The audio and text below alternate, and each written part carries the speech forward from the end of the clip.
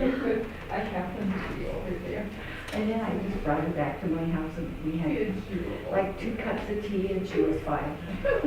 Oh, we used to be really good friends. I was actually So you guys have a lovely night. Happy Thanksgiving to you all.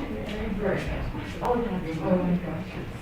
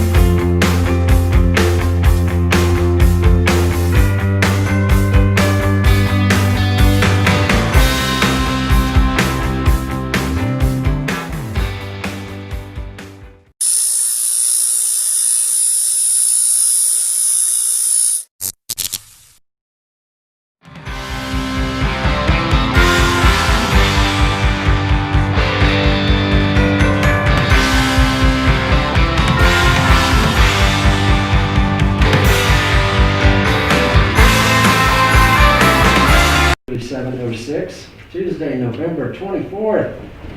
Zoning Commission, would y'all please rise for the Pledge of Allegiance? I pledge allegiance to the flag of the United States of America and to the republic for which it stands, one nation, under God, indivisible, with liberty and justice for all.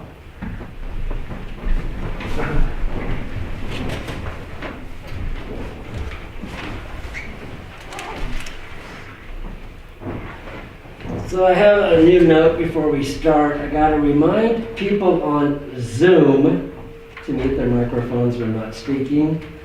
Remind the audience not to whisper, shuffle, burp, fart, pass gas, whatever, high five. The recording picks it up, folks. I just added on. So with that being said, clearly we have staff here tonight, Mr. Hazelbaker. We have staff, Mr. Dolan via Zoom. We also have public via Zoom, Mr. Rich. Jeremy's here. Thank you, sir.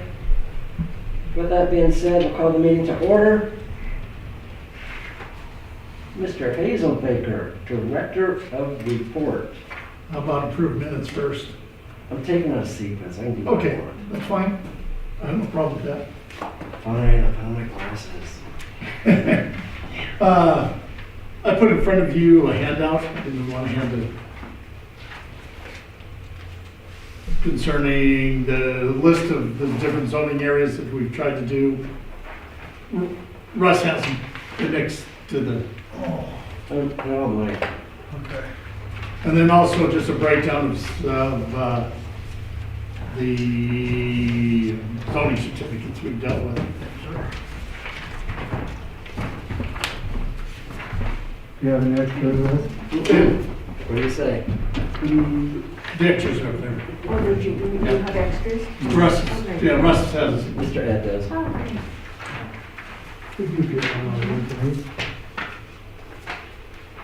There you go. So is there more than one page, or there is one? there's a long page and a short one. Yeah, there's just a lot of those for some reason.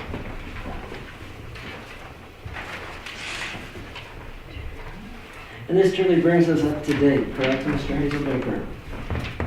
Which one are you looking at? I guess I'll go with the first one first. Which one's the first one first? Back to that. Yes. And truly, folks, what this is for the folks in the audience and via Zoom, this is simply just the approval of stuff that the Director of Operations can approve without going through the zoning commission. And this just brings us up to date so we know the sequence of a lot of the certificates.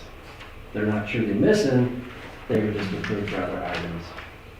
Yeah, and it includes the ones you've approved as well. Correct. And I'm trying to track down a couple other certificates that, and they're not on here yet because of, well, once we get them contacted, such as like 2020-053, the Hoffman project, it's still, I put down under administrative review because I'm still trying to track down information to do it before it comes before you. Gotcha.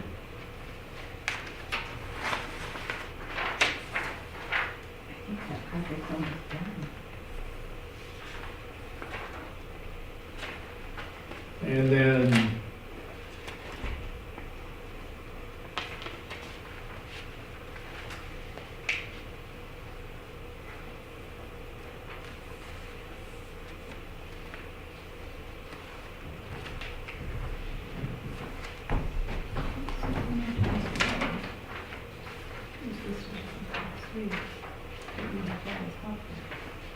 oh, I put in the wrong number. So we're gonna do 5 tonight? Yeah, that's my mistake, yeah.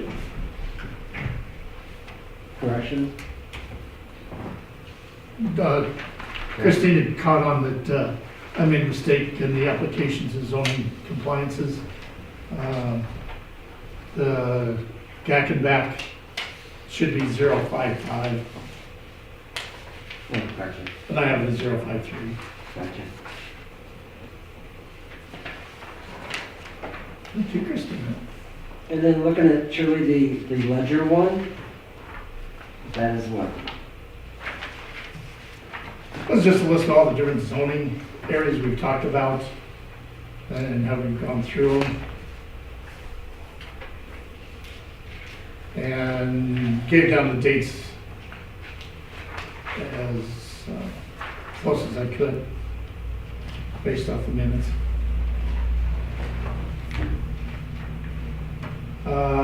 Something that I did not realize and dropped the ball on is the West Side Bicentennial.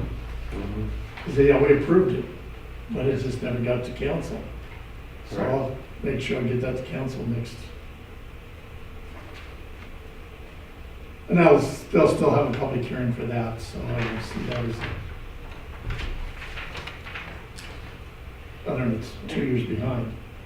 And is that the same with the Noble Street annexation? Because that overlapped, I believe, with the planning board.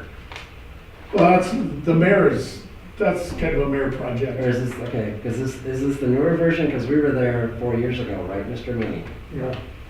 Because the planning board gave the recommendation to the zoning commission simultaneously. And I Yeah, a still couple see of that. years ago again, but I think, But the mayor's picked it up and was looking at, yeah, didn't something have to do with the extension of services? Yes. Or something? yeah, it was extension of services. Yes, do the extension of service, and that's been done, And right? that's been done, So now it should be getting annexed. yeah. Is that right, Rob? Yes, yes. Thank you for that. Yeah, there's about 4 places that need to be annexed. Yes. Just waiting on that, but So that's where it's falling up too, because they should be zoned at the same time as they're annexed, right? Yes. Yes. So, and so I just like, there's a Noble Street annexation, Hall Road, west of the interstate. Herb Forest Service, that's that area that's right across from the Forest Service building, or Western's football field is in the city. Hillside there's some spots up on the hill that's, Gore is down where they have their RV park. RV park, thank you. Idaho Readers, or zoning. I don't remember what that, oh, that was, Oh, we're done with that. yeah, we are, and that's why it says approved. Then YMCA, Beerhead Development Corporation, the Miller zoning area. And then please forgive me for saying this. Excuse me. Which one was that? Oh, the Idaho Reader. You're not The gonna. down's been denied, so yeah, it's on the bottom. Yeah, The one on the bottom, like I say, those 3 letters. Those Yeah. awful alphabet. Yeah, I'm not wanting to get in trouble for that. no, I appreciate the update, because it's good to know what we have ahead of us the first of the year.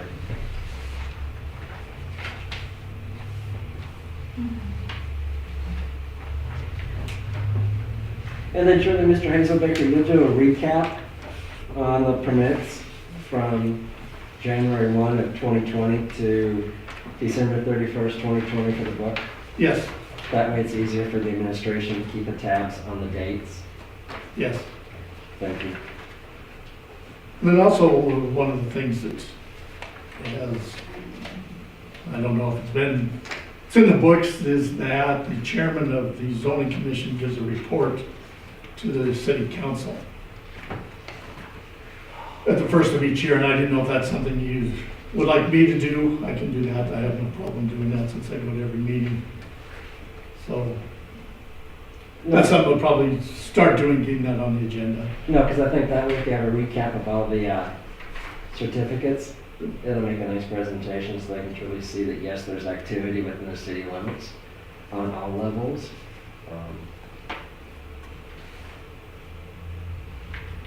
But we can discuss that in another meeting. And then also at that time, are there any current city council members that do not have a current zoning document? All of them. Zora, do you have yours? I do. Okay. I think it was given to the planning board, the board of adjustments, and the Yes. zoning commission. So anyone who doesn't sit on those 3, on any of those 3. Okay.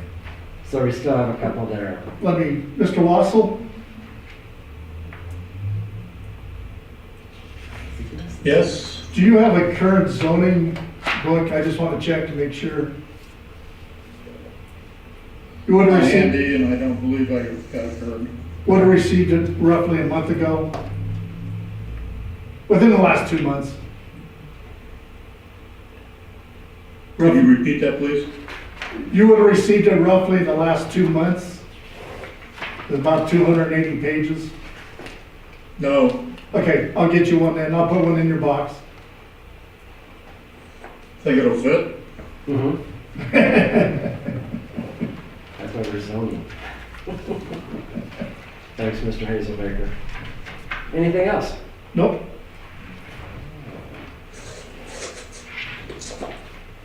It seems that the Pioneer Meadows is going forward fairly strong. Yes. It's less congestion over there, I must say, since the streets. I did not go there this is away from zoning, but we're having some issues with Safeway parking. They parked a trailer right at the corner, and people can come off of Harrington. So I notified the police, and I don't know if they were able to get it moved this afternoon.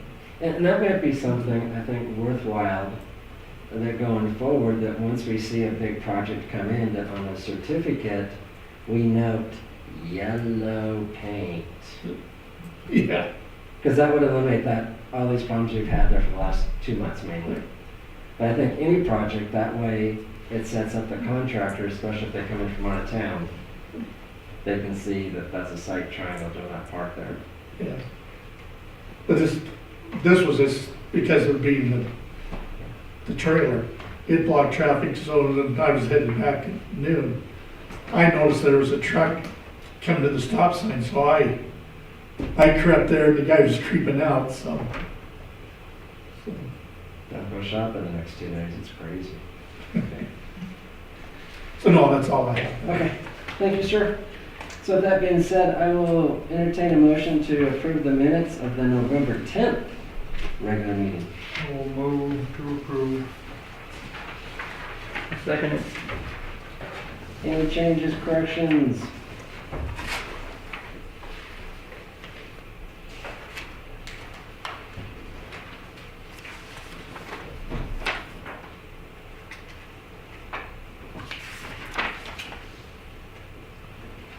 I do have a question on staff present. You may be the clerk of court, but you're also the secretary, or what is your official title for the zoning commission? That's why no one knows. Isn't she being paid out of the zoning budget for this, under the secretary, caretaker?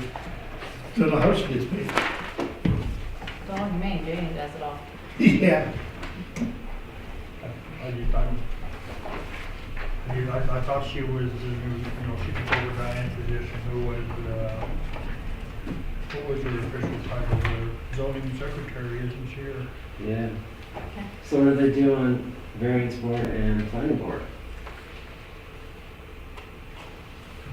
I guess I've never really paid attention to the. Janie just has me keep hours separate between court and board stuff, but never breaks down beyond that. Right, because technically the court ain't paying her. Right. Not that, we don't really care who pays her, I guess. I just thought that she ought to be listed as the zoning secretary or whatever her official title is. Yeah, I'll look into it, so make sure she gets her official title. Yeah. I'm sure she has a lot of titles she'd like to have.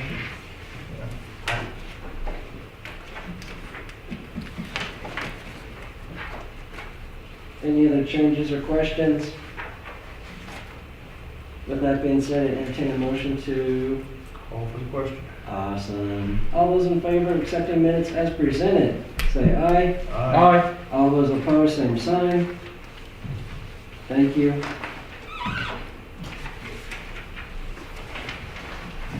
Julie, we got to applications for zoning compliance certificate for review. We'll start off with 2020-050 Moorstein. This is the garage apartment. The plans were revamped to make sure that they include that third. I move to approve. I'll second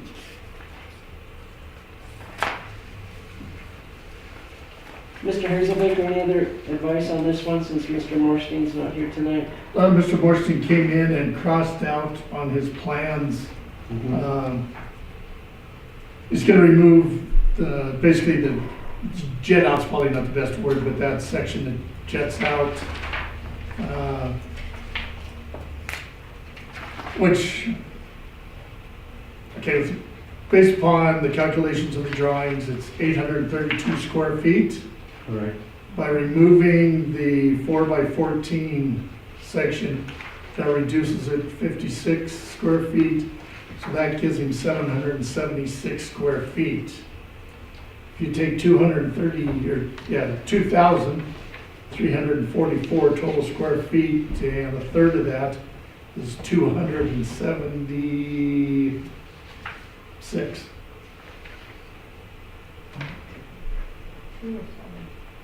My notes here.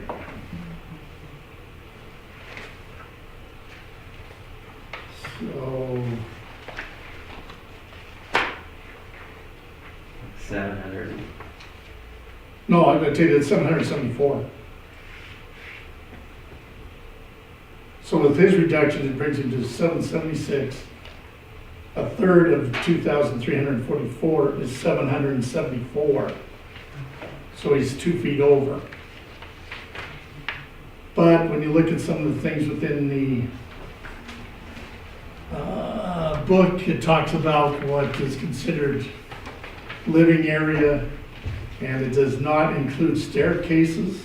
Correct. So if you remove the staircases, that lowers him to 728 actual living space. So that would put him below the Correct. 774. Yep.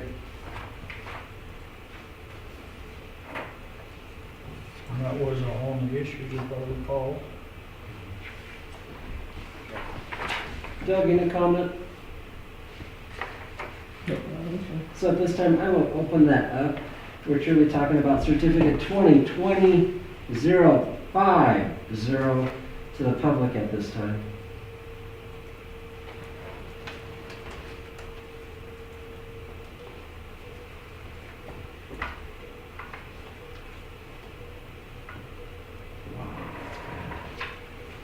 So with that being said, we'll bring it back to the commission at this time. Any final comments, questions, suggestions, alterations for this one? I will call for the question. With that being said, all those in favor of accepting the revamped, revised application as of November 24, certificate number 2020-050, say aye. Aye. All those opposed, same sign. Thank you. Mr. Hazelbaker, you let Mr. Morstein know? Yes. Thank you, sir.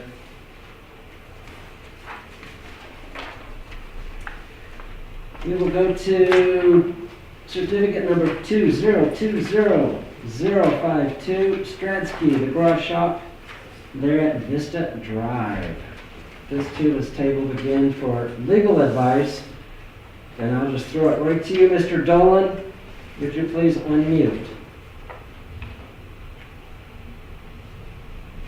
Can you hear me? Oh yeah, we still can. All right.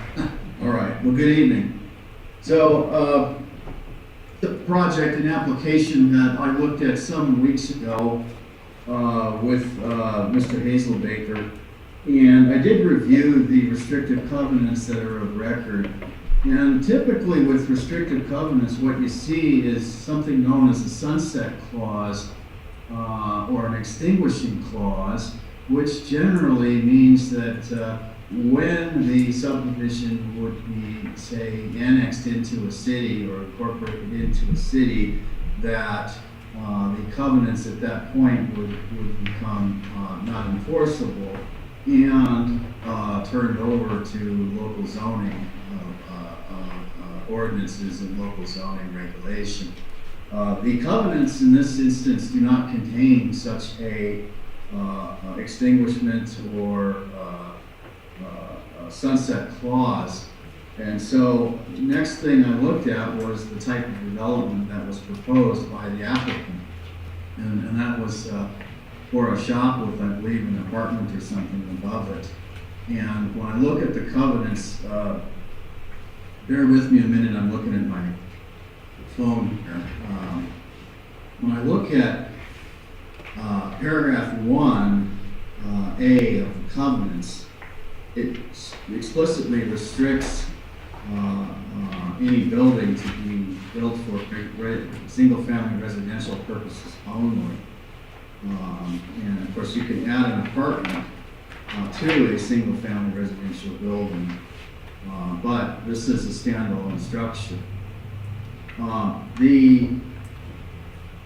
The thing is, regardless of what our city ordinance say, I have to conclude that the restrictive covenants in the subdivision still control, because it does not contain that sunset or that extinguishment clause. And so that means everybody who bought into that subdivision has a reasonable expectation that the development that will occur within that subdivision will follow what's in the covenants. In other words, everybody who purchased property in the subdivision was bound by those covenants.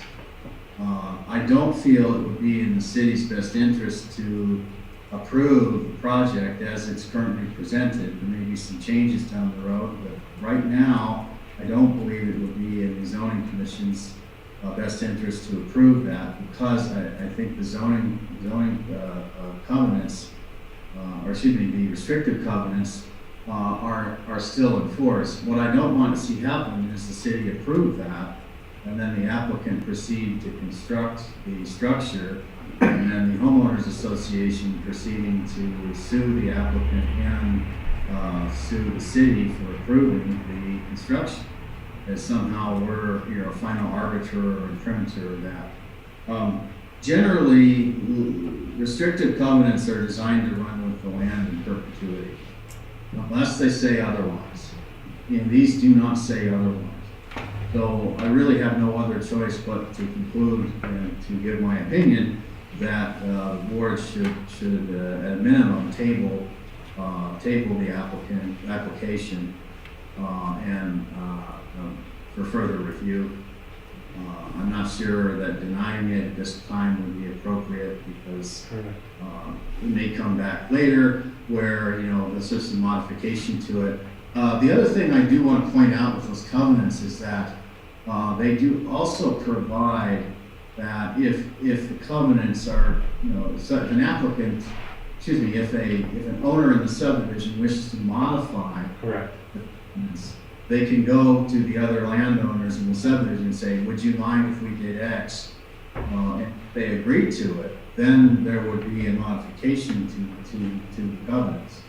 Correct. But ultimately, the law is that all of those landowners in that subdivision have a reasonable expectation that those covenants are going to be followed by everybody who purchased property in there. That's essentially, it functions as like a private zoning device or a private zoning commission in this instance. So, anyway, Mr. Schwandt, that's what I have so far. Thank you, Mr. Dolan. So with that being said, I'm just gonna ask you, Mr. Stransky, you cool with that? You're gonna what? For your next step, of where you're gonna go with it?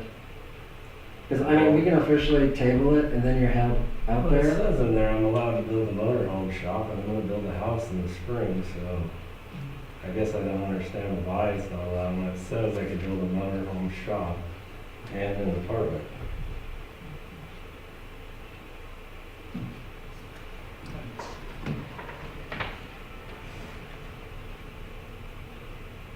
I mean, it's not like it's just gonna be a shop sitting there, I'm gonna build a house in the spring. This is just more functionally feasible for me at this particular point. Okay.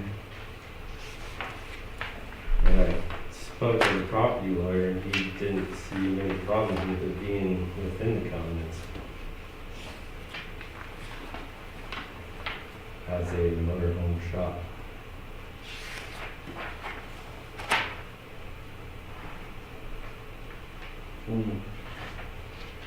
Did you hear what he said? Did you hear Mr. Stratsky? No.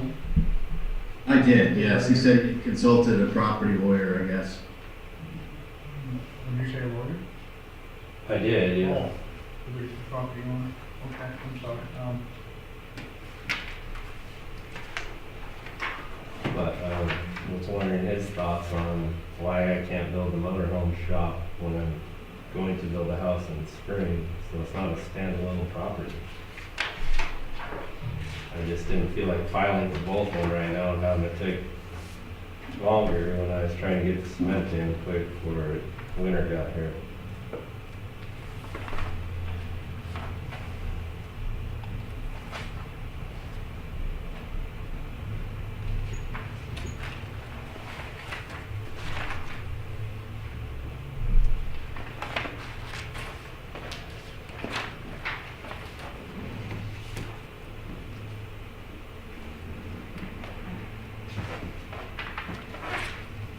So with that being said, do I have a motion to approve applicant number 2020-052?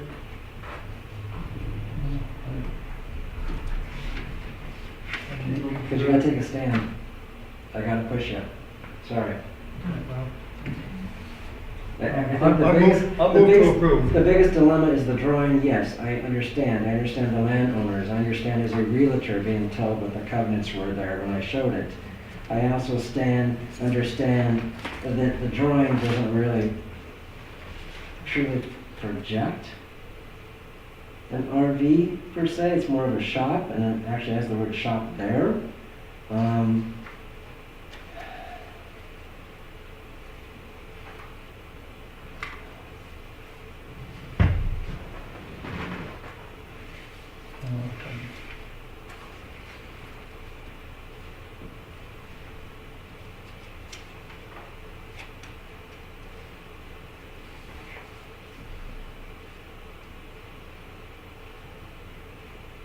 Doug, comments?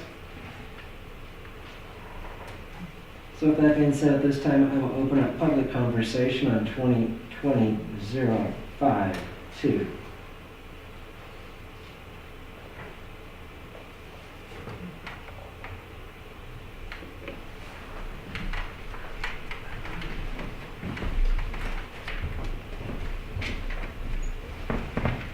And the microphone's not on, I'm sorry. I didn't turn it on.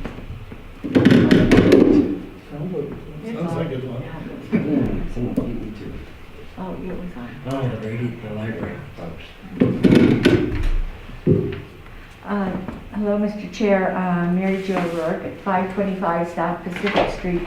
I think the least one could do, if you are going to not deny this proposal tonight, is to table it and make sure that you invite the other landowners in that subdivision.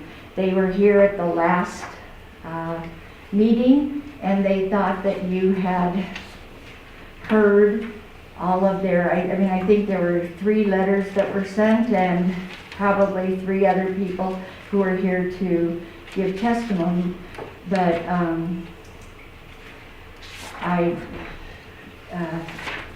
under normal circumstances, you know, I thought they made it very clear that they would, well, under normal circumstances, what a person who has a proposal to build something that could be outside of the covenants, what normally would happen would be that person would go all around to every person in the subdivision and talk to them and show them what you're going to do, and then have them write a little letter that says that they approve of what you're doing. And then you bring all those letters with your project to the zoning commission, and then it's kind of smooth sailing. Right now, the question is kind of putting the zoning commission in between the homeowners with their covenants. The Schulers, whose covenant is, what, 2 years old? I mean, they're, yeah. So I hope at least, the least you could do is make sure that you are not making a decision without the people in the subdivision having an opportunity to speak to it. Thank you. Thank you.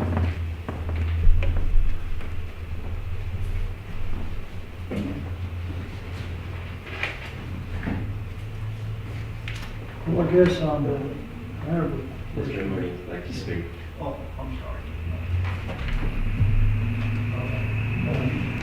Is this for? Ed Moody, I guess I'll just share my experience with covenants and zoning. We spent many years in Bozeman, moved back last time in '91, and we moved into a subdivision that had been done in the '70s. And luck of the Irish, there were covenants. It was an R3 zone, high density residential, but there were covenants in place restricting it to single family.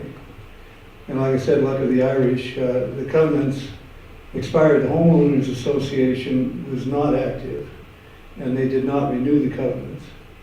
And they expired, and then we were back into the city zoning only. My understanding in that case, and I'll give you a couple other quick thumbnails, but my understanding at that point was that anything that happened in there had to meet the zoning. That included some weird things in Bozeman, but it also had to meet the covenants. Again, my understanding was that the enforcement of the covenants was up to the homeowners association. The city was not involved with that. Second experience was that we moved south of town and built a house in a little more upscale neighborhood, and it also was within the city limits and had covenants, and that included management of open space that was owned by the subdivision and all kinds of things. My experience there was the same thing. We had to, when we built our house, we had to meet building code, and there were the inspections and everything done by the city. We had to comply with the zoning when we did that. The subdivision as a whole had to meet the city's requirements as far as signage. We were responsible at that point, any subdivision in Bozeman or Gallatin Valley now, we were responsible for maintaining the streets, for replacing street signs, lights, the whole bit. And the city saw to it that we did that. But the covenants were separate, had to do with things like use of the pond and open space and some things like that. And those were to be enforced by the homeowners association, where they went above and beyond any zoning. We had a third, we sold that place, we were getting ready to move to Dillon, and my wife couldn't pull herself away from work, so we found ourselves without a house. We bought a condo, and the condo development had a homeowners association, and it was subject to the city zoning, and those were two separate things. The homeowners association had to enforce covenants where they were above and beyond the city.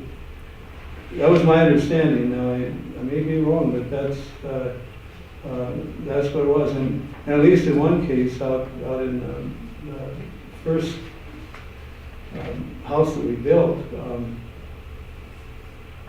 the homeowners association actually took a couple of people to court, not me, but a couple of people to court to enforce things like, you will not have your car parked in the driveway. It will be in the garage, and that kind of thing. So, really picky stuff. We didn't really fit in there. Anyway, so I don't know if that helps, but I think I understand Mr. Dolan's concern with the city getting in the middle of it. I'm not sure. I don't know if he's saying, as I believe, that you probably need to separate the zoning from the covenants or the deed restrictions, which they also have. Correct. They've got deed restrictions that duplicate some of what's in the covenants. So anyway, that's my 2 cents, right or wrong. No, because we currently have 2 subdivisions, folks, that were annexed into the city that have HOAs. One's Herbs and one is Stoker's. Yeah, and the covenants exist within the And city. we did accept those HOAs with both ones. So I mean, surely right there we have set precedents. And Beaver Pride too. Well, that's Stoker. Oh, you said so. Yeah. I think in both of them cases, the HOA takes care of the covenants and the city does not.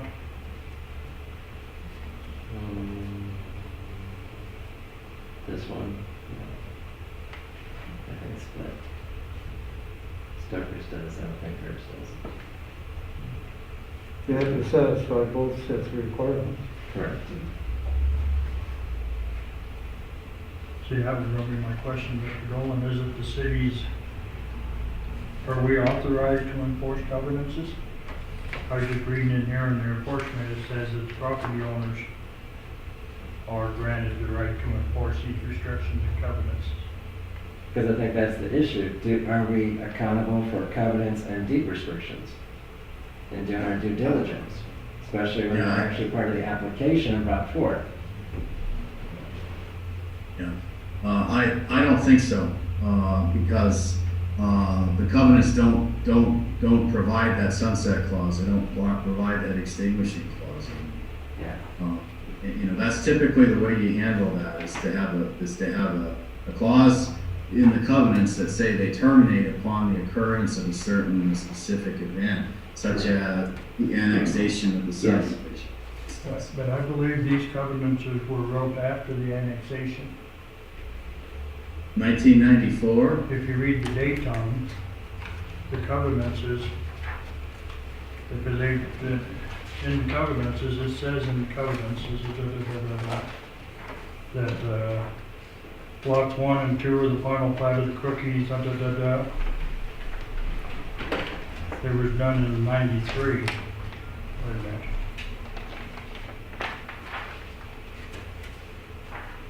Let's see, the final plat of the minor subdivision 2 filed for record on March 17, '94. And these were actually filed April 21st, a month after the subdivision was filed. well, even if the subdivision's filed, Raymond, that's what the clerk in the clerk's office, that doesn't mean it was annexed to the city at that time. Yeah, because there's I no don't know when it was annexed into the city. Okay, these were filed for recorded December 10th, 1993, is what it says in the, not as the clerk, it actually says it in the text of the deed. It says, blocks 1 and 2 are the final plat, minor subdivision, filed for record March 17, '94, and lots 3 or 4 are the final plats of the Cookie minor subdivision, filed for record December 10th, '93.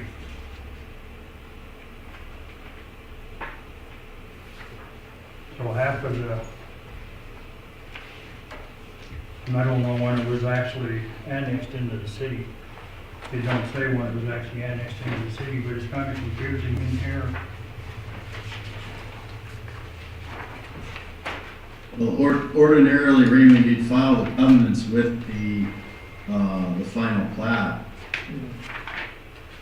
Because you want everybody to be on record notice that those covenants apply if you're looking to buy a piece of property in that subdivision. So I think it's exclusive of whether the city annexed the property or not.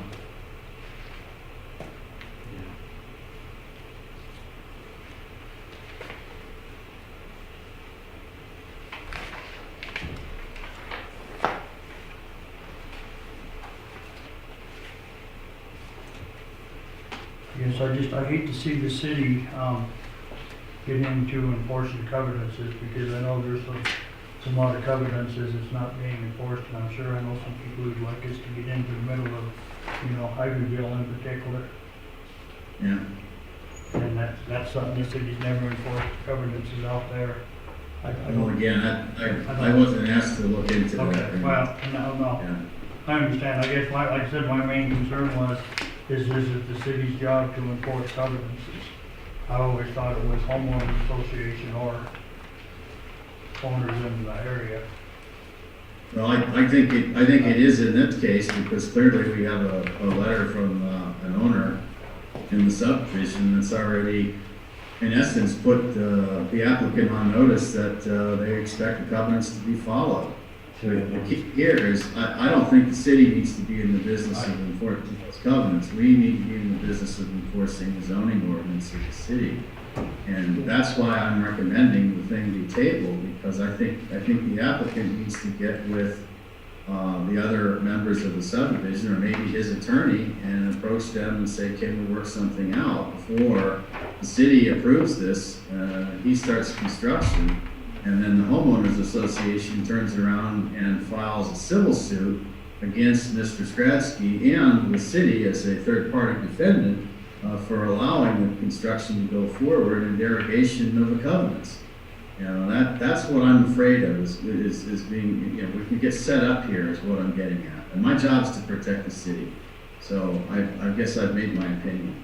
I appreciate that. Thank you, Mr. Dolan. Well, that being said, then I guess I would move to table. I second it. All those in favor say aye. Aye. All those opposed, same sign. Thank you. So you guys would recommend I go to all my neighbors and They can surely, how do I? off the record, I would simply just say, go and pull up the plat, find the homeowners, and then simply just draw a drawing. And simply you can amend those covenants. I'm within the covenants, so. I'm not sure which part I'm not in. I just know there's legislation out there that in subdivisions you can amend the covenants and it's forward from that day going forward. If not, it's retrospect from day one. So the only advice I could say is truly, as per Mary Jo, thank you for that advice, is that you simply get the blessings of all the folks. If not, come back, build a house, build a shop. That would be better if I built a house first. I don't want to say yea or nay, just a suggestion. What percentage of my neighbors do I need to have say, okay?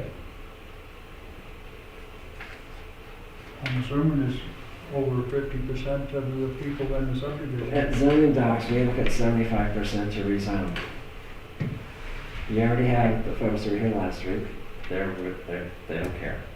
They're in support. Okay. Sorry, I don't have a definite answer for you, sir.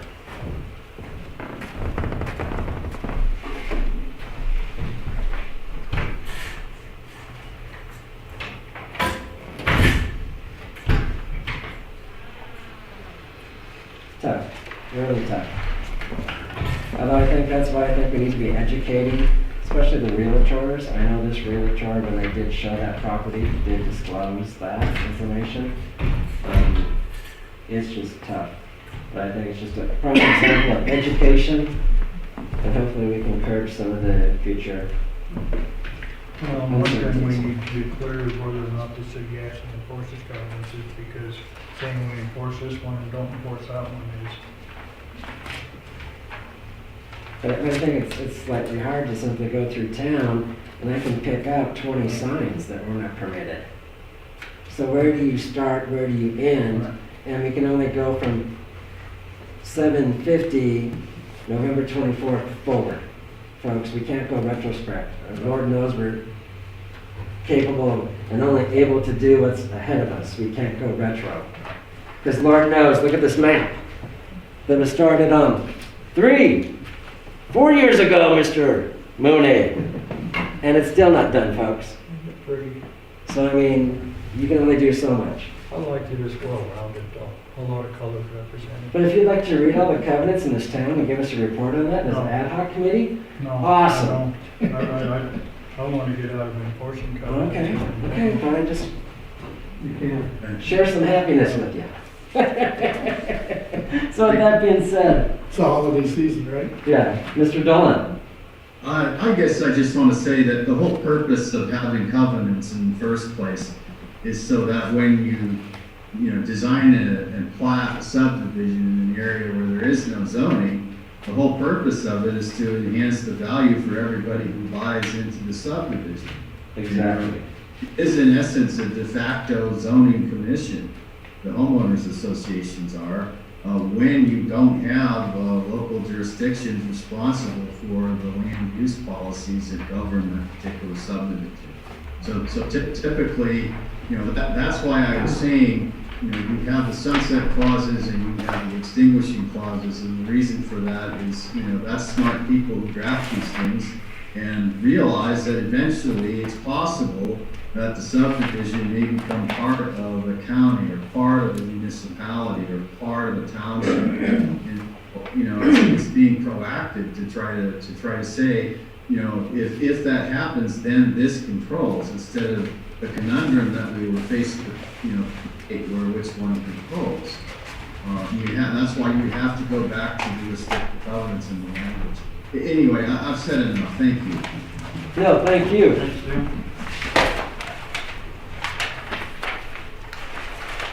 So that being said, we'll move to the next item, certificate number 2020053. I'm gonna so kill that name.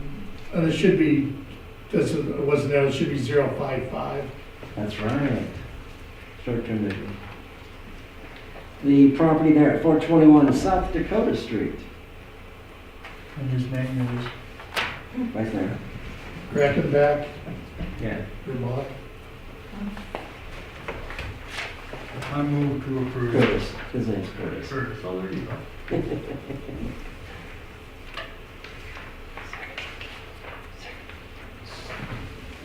Thanks for seconding that. Awesome. So with that being said, we'll open this one up for discussion. Application needs to be filled out a little bit more for detail. Also, looking into this is a contingency, folks. This is the buyer. We do not have the seller's name on here. This is a unique one in that it was developed by the Brewer family several years ago. I visited with them several years ago, did not hear from them, got to this point. And then now the Brewers are selling the property to this gentleman who is very interested in following up with their plans. So they're coming forward with, through their representative, who is the real estate agent.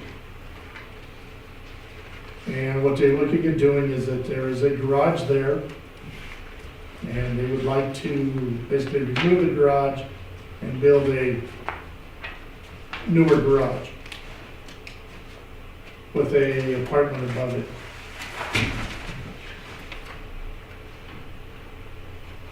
And there are very good plans on the table. So truly, it was a certificate many years ago that's now expired, or was No, there it was ever a never brought, certificate? they never did the certificate part, Okay. they just got to. They got to the certificate Vision, part, okay, yeah, it was a vision, yeah. okay. So no, there's not an outstanding certificate.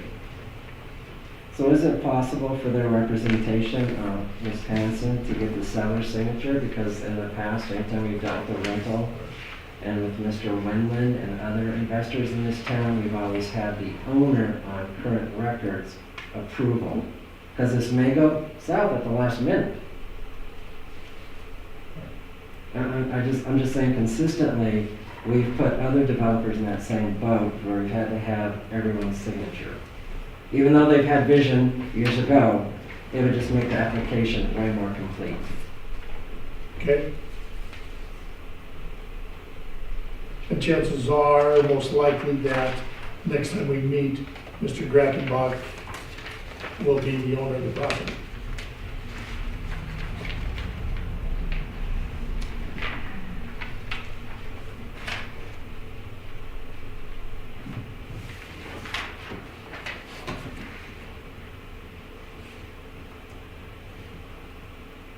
So the old garage is coming out.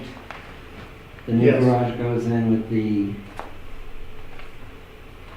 With the addition of another 12 feet on the garage, and then add a shop area on the back side of the old garage, if that makes sense. Which in itself is an issue because it's adding to the nonconformity. correct. And then also you're looking at Percentages here. percentages with Mr. Borstein's, such as Mr. Borstein's. Correct, yes, sir. And they're not even close. Right, that's what I'm looking at too. So I'm just at a point, and again, I think for a lot of us, not just on the commission, but the public as well, it's such an education, folks. I mean, it looks good to look at a property and say, I want to build, but then when you realize A through Z has to be accomplished, it makes it challenging. So with that being said, I think I would move to table.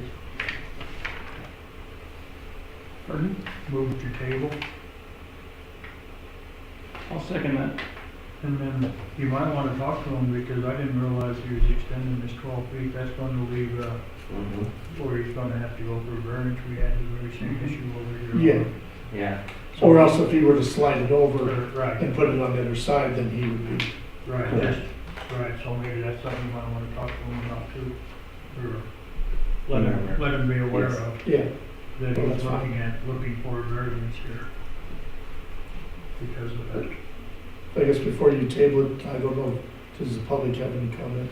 I'm sorry to. No, sir, no, that's just their idea. I haven't thrown it out there yet, because I did not write down 5. So with that being said, I will open up certificate 2020-055 for the general public at this time. It will be at Zoom. I guess I could open up to Facebook and have Jeremy interpret it. Okay. Thought I'd offer, especially after the other night. Although I have to say thank you for being the public's eye. It's very nice to know that you have the service, so thank you, Jeremy. Yep. Yeah, Edmund. And I did notice the extension of non-conformance.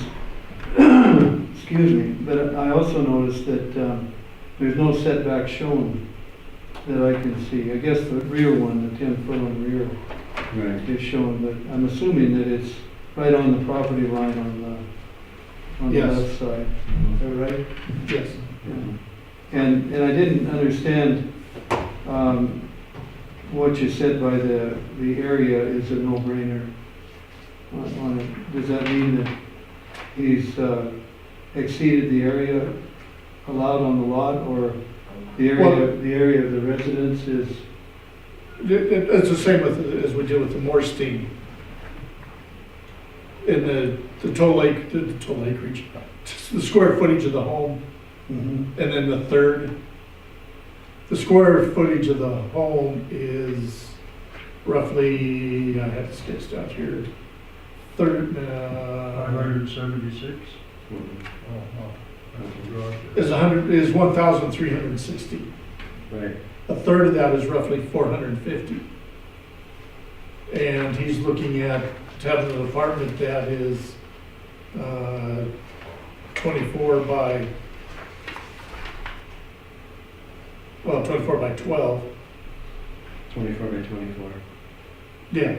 Yeah. And that's 576 square feet? that's 576 square feet, so he is over, Yeah, so that would be in violation too. yes. Yeah. Yeah, there's, I should have been a little there's a clearer. couple here. Instead of saying no brainer, I probably should. Yeah, yeah, I had tried to do that. Yeah. But he's okay on the total coverage, the lot coverage? Looks like it's probably less than 30%, I don't see just eyeballing it. I didn't know which one you were talking about. Oh, I'm sorry. The lot coverage or the apartment versus the. I said, yeah, I was talking about the dwelling, accessory dwelling. Yeah. It's not showing what the existing house is for square footage. Well, it's on the one, It's on. it's on the cadastral too. the, yeah. And they listed as 1360. And the lots, what's 50 times? 15, it's an normal city lots. Yeah. 77. Yeah, so it's 5,750. Mhm.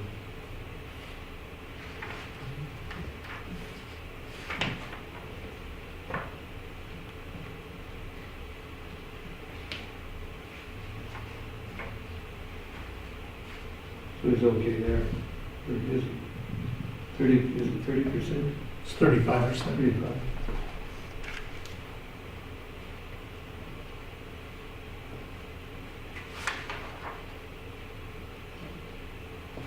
And there's 2 sheds on the property, I only see 1. And I'm looking at a cadastral. We're Sorry. probably calling the existing garage a shed. Yeah, it's not a very good looking.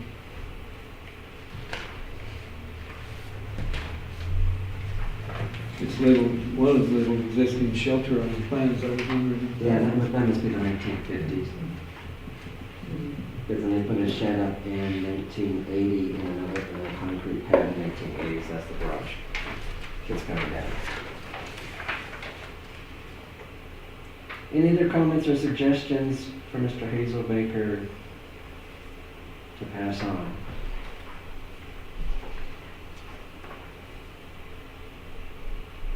So with that being said, all those in favor of tabling certificate number 2020055, say aye.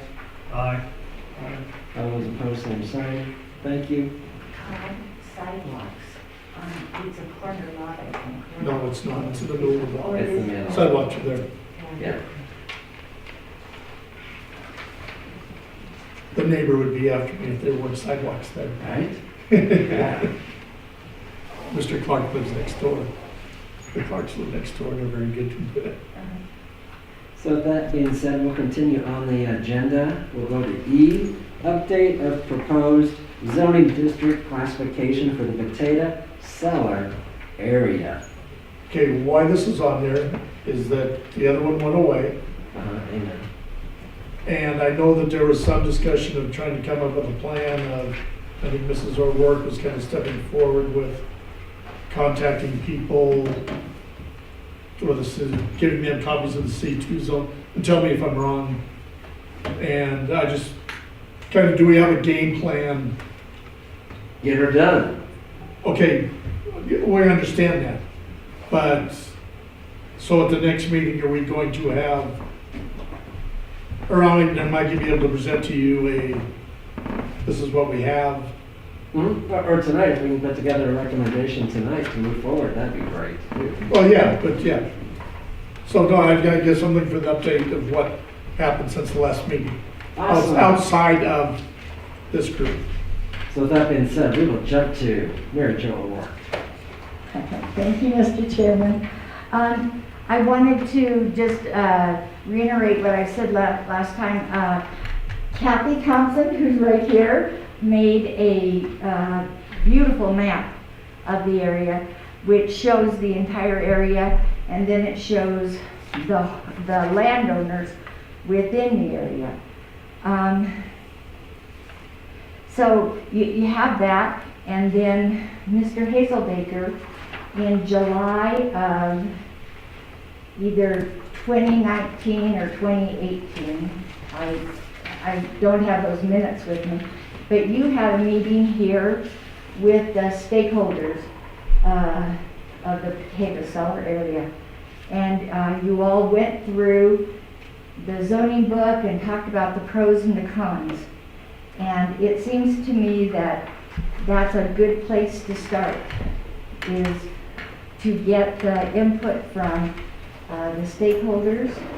And then, even before we go into a public hearing, to bring in maybe a few of the close neighbors and get everybody on the same page, so that when we get to, and then also when we get to that point, send whatever the proposal is to Mr. Dolan, so Mr. Dolan can preview it and give us the heads up, and that things are okay. And so that when we get to the public hearing point, it's not a, it goes a lot more smoothly. I just think that so many good things have been done, and so many great resources are available. I just hope that we utilize them. So thank you. Thank you.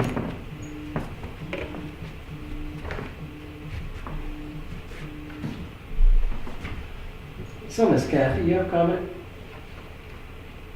Back there waving your hand? On the elephant in the room, this area. We kind of talked amongst ourselves, and we're wondering, are we going back to the C2 that was originally thought of in 2016? But there were a few things with that that maybe limited. However, I did have a few questions that were answered by people that were more knowledgeable than me, and that helped. One of the people in the area were concerned about the future of business expansion, and I didn't know what the C2, is there a definition or any subsections that have to do with that? Okay. No. Because truly, it does note what's allowed in the C2.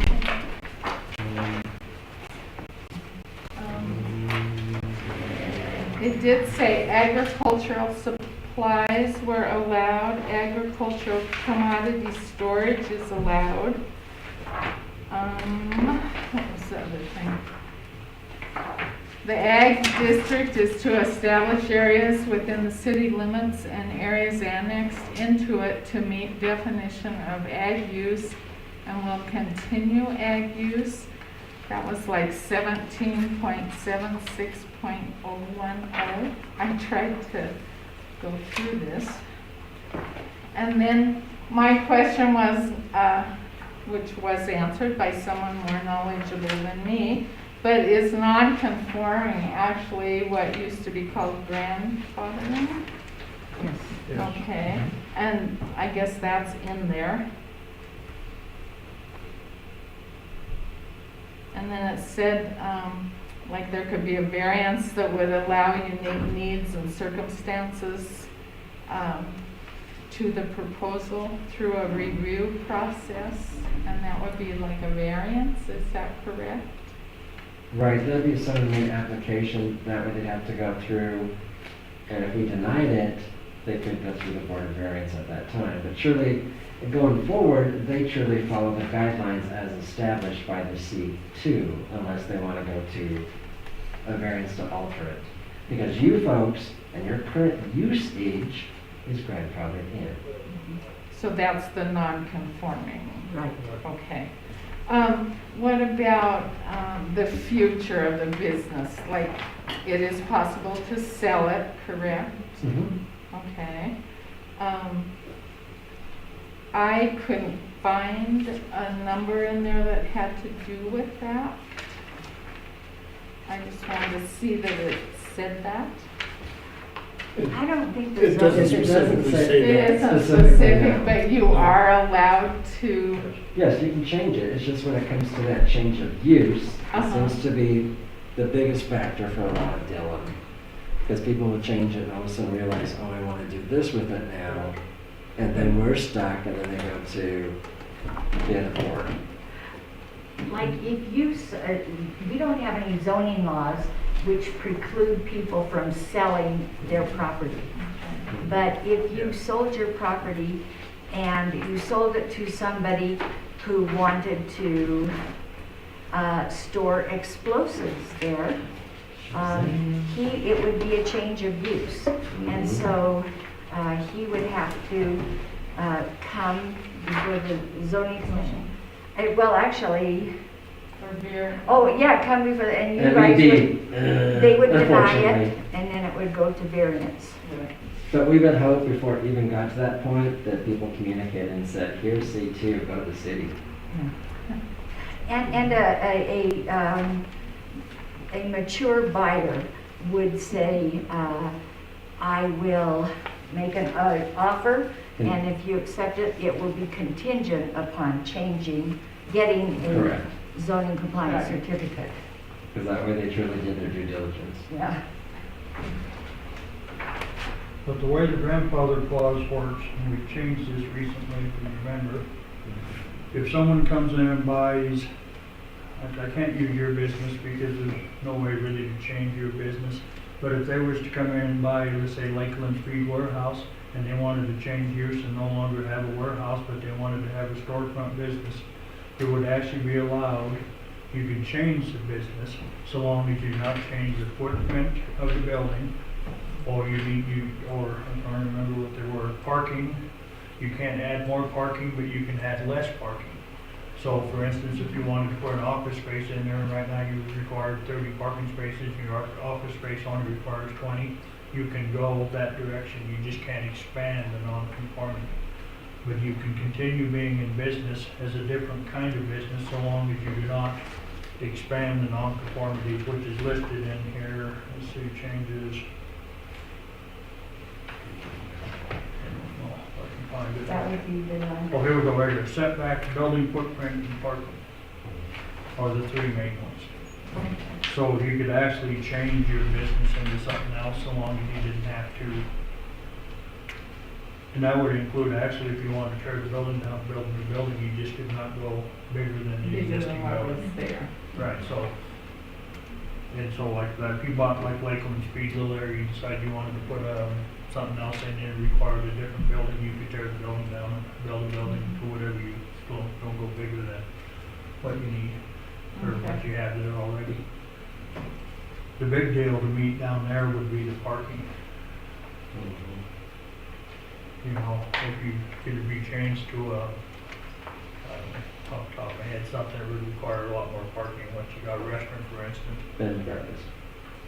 Yeah, Yeah. but anyway, Restaurant, but just to give you an idea of how the non-conforming works, you can sell it and you can change businesses, but you cannot expand the the footprint, footprint cannot. parking setback or footprint.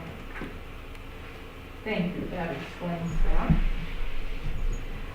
I guess I wanna, I have listened to Kathy mainly, and I've written down a lot of her concerns, and I hope that we address, Kathy, please correct me if I'm wrong, but it seemed to me that Thompson Oil is very concerned about traffic in and out of the potato cellar area. The Schuetts are very concerned about traffic in and out, and that's why you've seen David has kind of created his own little, which is kind of sketchy, but anyway, but it works for him.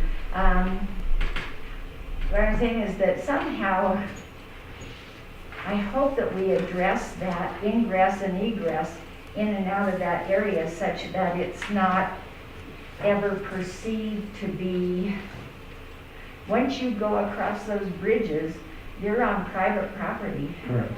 And those bridges are actually private property. Correct.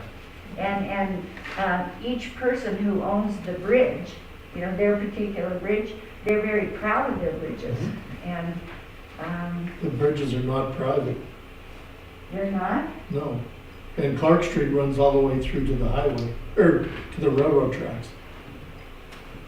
Okay, so If you look how- we need to mark those through on Well, the map. Theirs may be, but the Clark Street one Yeah, this- is not a private bridge. And so that's not David's? No. Okay. So the city maintains that bridge to code? County. Well, the county does. Okay, that explains. We tried to get the county to fix it or change it, put in a new bridge, but that's a whole different matter. That's down by Kent's place. Because we'd like to get it widened, and we've had some issues with debris catching underneath it, because there's Right. 2 culverts underneath it, Right. and it catches. But the county feels that they have other bridges that need to be fixed before. And that's sort of on this, is this correct?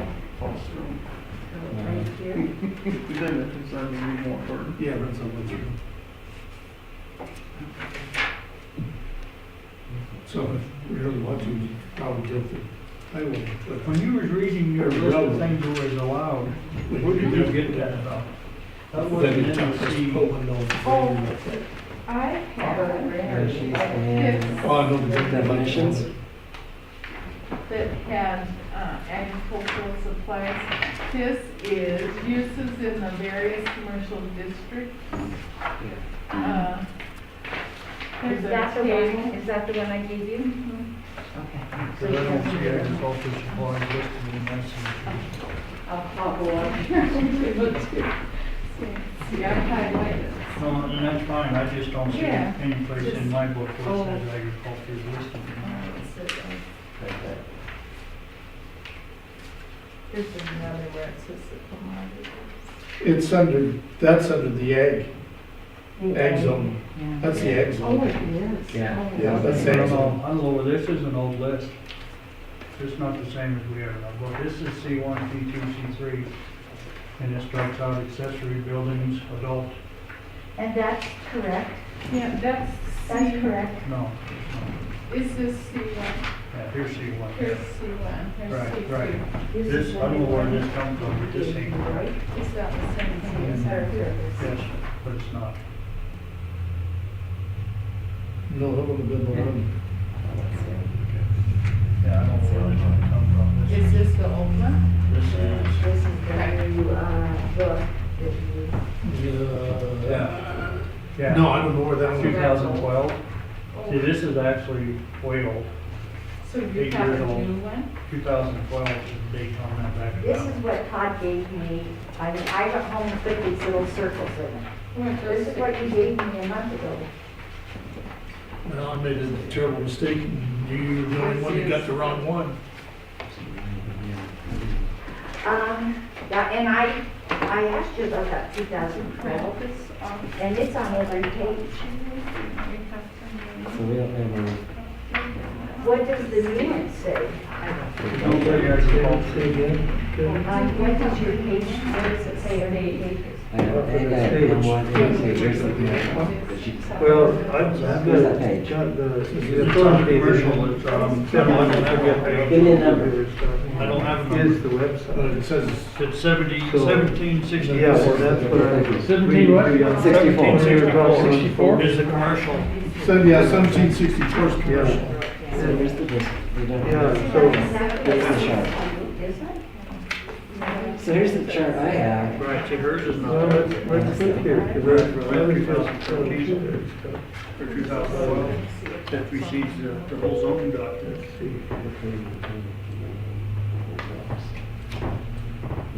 Oh, agricultural supplies, yes. Because she's talking about Well, agricultural 2012, commodities and storage, this zoning document wasn't enacted. Is what she's until talking about. 2013, was it? which is under the. Yeah. Is that not allowed See? on the new one? Is No, that it's the not. old? So no, you have the right one. She was talking about the agricultural commodity and storage, which is under A. the ag. Yes, section. Well, Yes, Correct. so The that's one what- she showed me says C1, C2, C3. She has a copy of the same one I have in it. It does. That says agricultural Let's see, commodities. It says C1, C2. Yeah, it says agriculture, but it 1764. says- If you want to go out on the website. Okay, and that's, yeah, 1764 is Agricultural that. supplies. which says agricultural supplies, yes. So I Well, wrote C2 is C2. commercial. Oh. No, under agricultural And there's- zone says the commodities and storage. 1764. Right. They've got them Right. on the, I could send But you in a whole commercial, PDF with But everything. her, the one she showed me showed Supplies. commercial, C1, C2, C3. But the 1764 But it has is agricultural the one stuff. that defines all of the. Well, it does say commercial. agricultural supplies. So, It does say yeah, C1, agricultural. C2, and C3. Now, Under C1, C1 C2, C3. is, Oh, okay, it does, yeah, C1 okay. covers things like Okay, it's dental just office different. and community. Okay.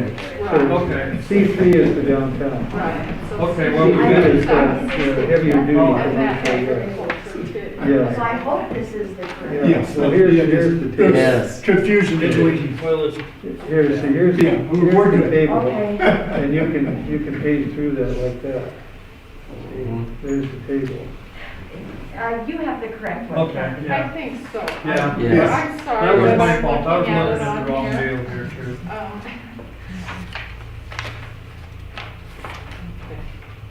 and that's something I've sort of been working on as a chart that shows Who's it? everything All in one place. all in one place. Right. Because as you notice, we're all looking, Is it scrambling there? different. Right.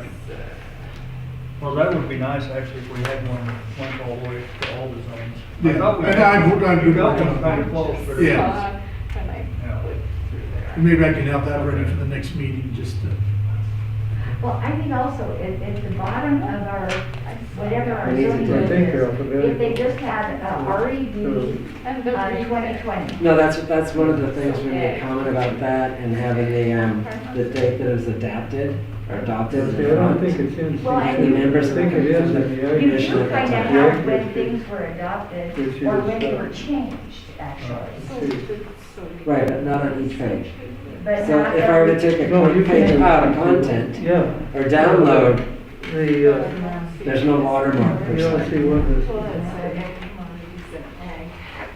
And this. Okay, just to throw this out as an idea, Yeah, so, I don't know, if it'll prolong, but something we've done in other zoning areas, as I've sent out letters Working meeting. that ask basically, and I don't remember the four The question, questions. yes. How do you see this area being used? Yeah. How do you see? yeah, that's in, well, you got. Yeah. Yeah. I can send those out again. And that applies, I highlighted. So I'd send that to all the people within 200 feet. Yes, because I Of this think I project. actually I have, don't know I what, have them on the car. I think you've got Well, you a have couple of the them answers mixed to up those there. questions, I though. think you've got They Yes. see it couple But- of them mixed being together used, what there. it's used for today. Did that first statement that you had? Did that? Well, we've heard from- Did it too, that said everything? A selective, selective's not the right word. We've heard from a few people, homeowners in that area. We have not heard from Yeah. everybody in that area. Right. Like, I know, Mrs. Nye, lives in that area. We have not heard from her, Right. what her input would be. Does she have any interest in this? And that's truly based upon procedures, that's what we've usually done, is simply to test the waters. And I think especially with COVID, because not all folks have access to Zoom, and I think that might be a great way to go, because that's what we've done consistently with the previous Yes, zones. And I think we already did it once with this one, but we'll just do it. do it again. Might have new owners down there now too. Yeah. Yeah, and there are new owners in that area. So with that being said, Mr. Hazelbaker, would you mind doing that for us, sending out that questionnaire just to get some hard copy feedback? Yeah, that's fine, happy to do that. Awesome. So, may I ask, you're sending out a questionnaire to homeowners asking about C2, or just their opinions of?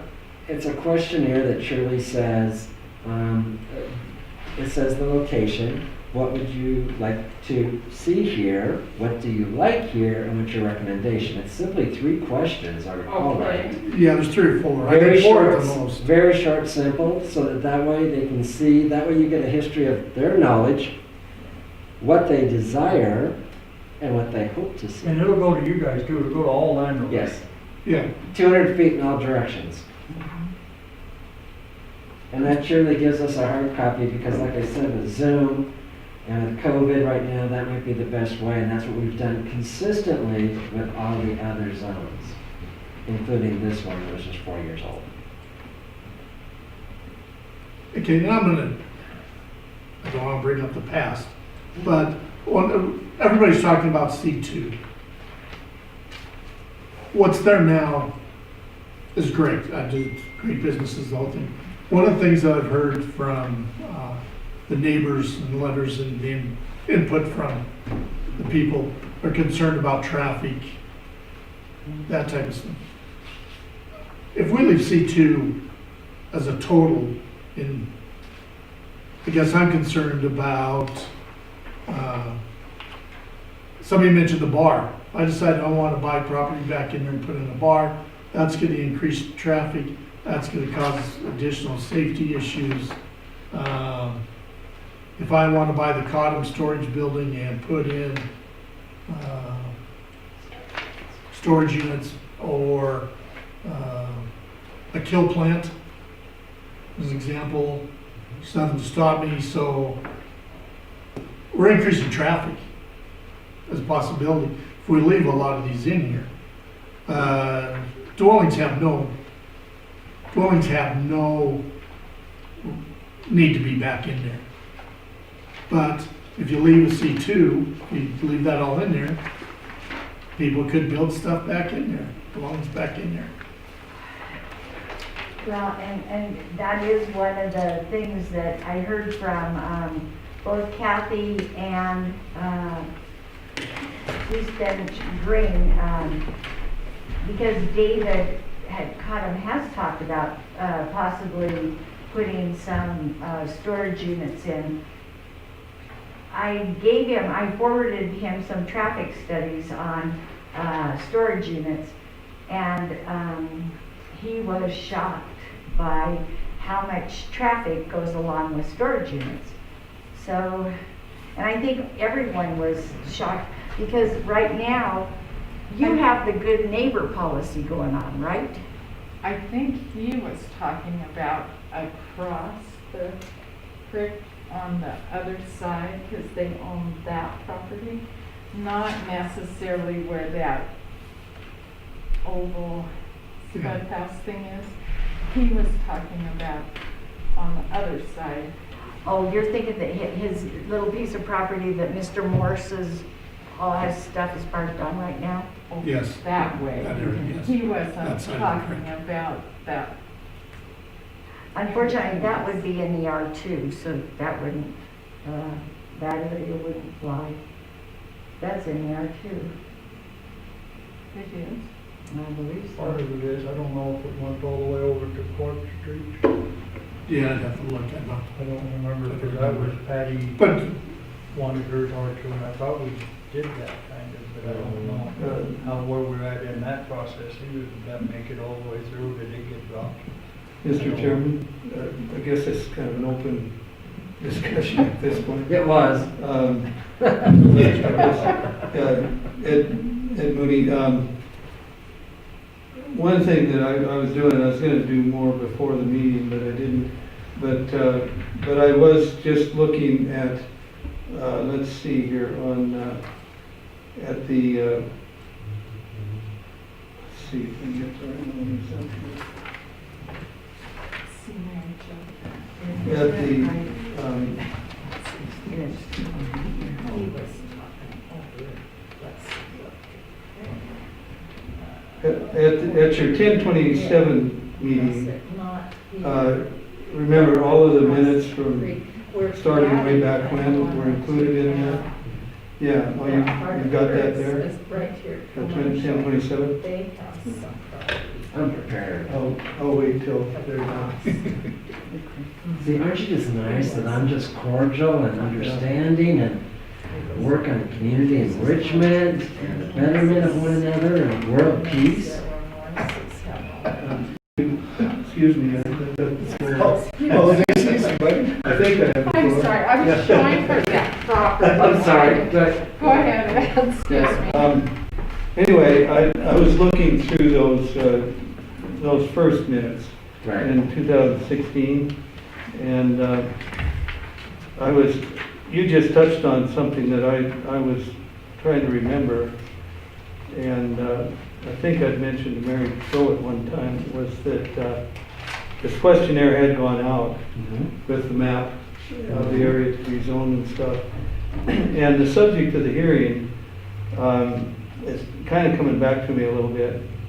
The subject of the hearing was that we settled on a straw man proposal of zoning part of it, the currently commercial part, C2, and part of it residential.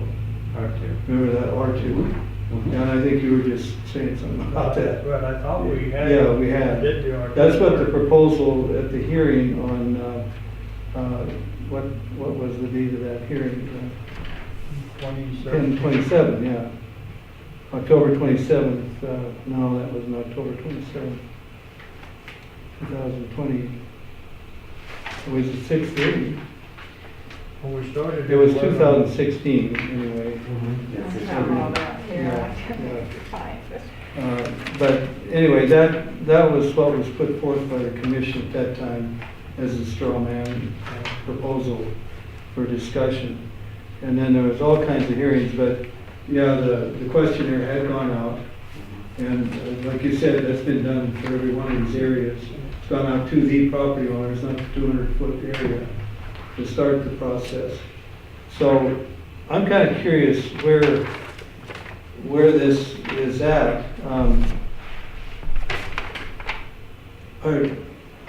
Are you starting over completely, or are you starting with the results of that hearing? And then trying to make a decision and a recommendation to go forward to the council? Surely based upon the time factor, we're looking at 4 years. I really don't want to end up in a lawsuit because of delay of time and proper protocol. So truly, the letter needs to go out.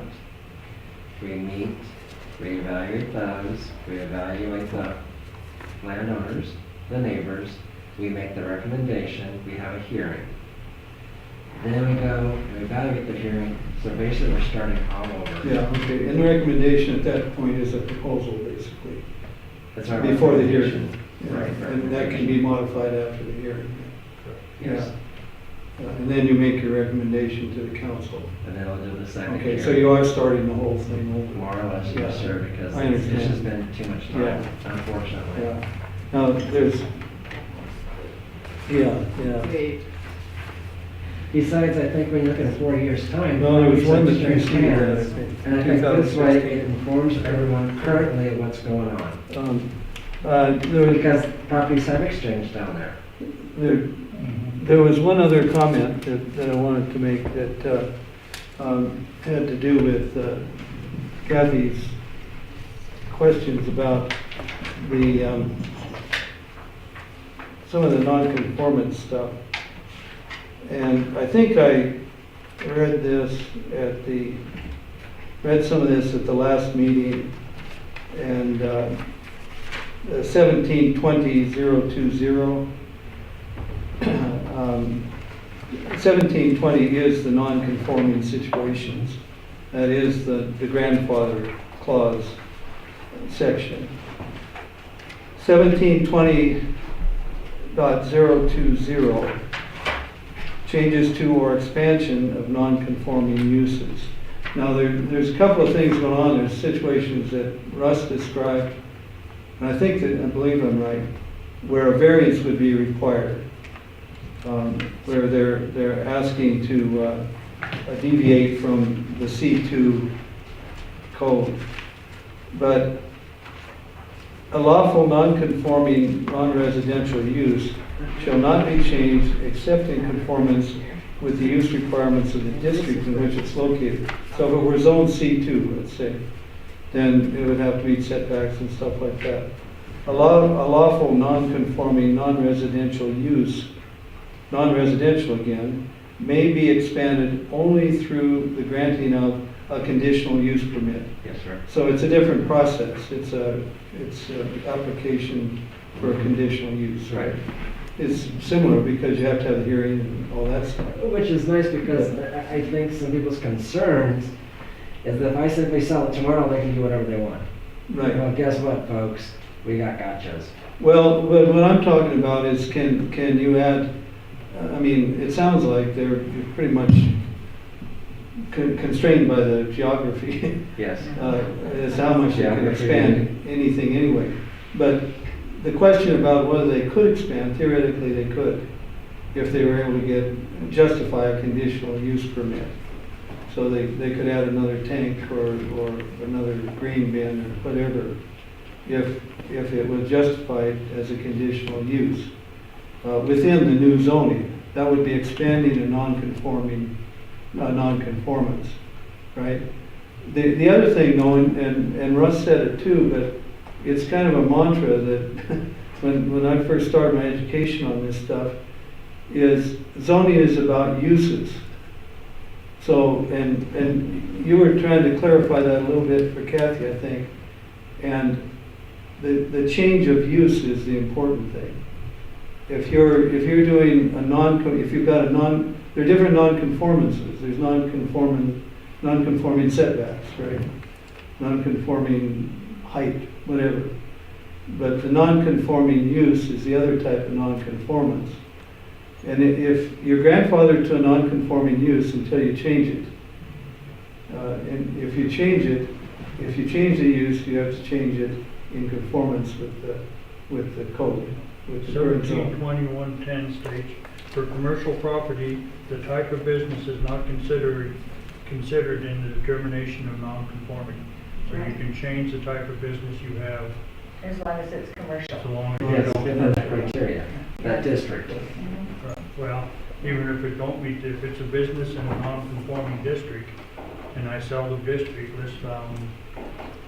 let's use that little. I remember that was something. Let's lose that little clothing store down on Glendale Street, which is a business in a residential zone, which is non-conforming. If they sell that business, and I buy it, and I decide I don't want to be a clothing store no more, I want to open up a whatever, so long as I don't need to increase the setback, change the building footprint, or increase the parking, I can change it to any kind of business in there I want. So long as I don't increase M3. Right. If you remove the non-conformance, you can't go back to being non-conforming. Correct, But but if I you sell I it can to change, a- I can change the type of business I have in. But you can't change it to a different non-conforming. Yes, I can. I remember when you guys were putting that in. Right, no, it's here, right here. Yeah, no, I remember it now that you read it. Right. But that's And the gonna reason we brought that trip up folks was, up. because there's businesses that, I mean, if they change that from a clothing store to a Chiropractor's office. chiropractor, I mean, that would probably be Just fine. okay. I would Well, it think. would be anyway, it would be within the.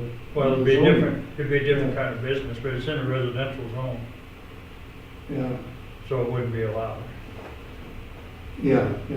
But it's still a business. Yeah. Right, well, and that's what the type of business don't matter. You, I know, and I remember when you did that, and it was because of what was going on over there with Bernal. When you were doing the zoning here on Idaho Street and Reeder. Yeah, it was, And that's when that was going on. And I think 2 years ago. I think you can get too general in interpreting that because there's other considerations with the code. In any case, the use is important when you're doing the zoning, right? And separate from the other non-conformances. And I think that's what Russ was saying. So with that being said, Mr. Hazelbaker, would you mind creating that letter again, the survey, please? I appreciate it very much. Because like I said, we have new homeowners down there. I think we just need to bring them into the picture so they know exactly what may take place. Okay? Yep, that's fine. Awesome. And then also just real briefly, I brought it up the last meeting, is that area is really limited by the floodplain. The floodplain, the soils, there's a lot that people Yeah, have to there's deal so- with. Yes. Exactly. So with that being said, we'll stay on the agenda and we'll jump to line item number, looks like F. Public comment on items of significant public interest, not on the agenda and within the jurisdiction of the zoning commission. Anyone via Zoom comments? Anyone in the public have comments?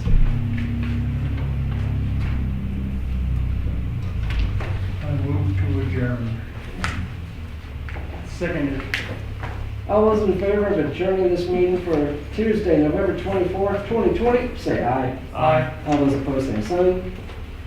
Thank you, thank the public, thank the folks via Zoom, thank you staff, greatly do appreciate it. Thank you, Mr. Jeremy, and all you folks have a healthy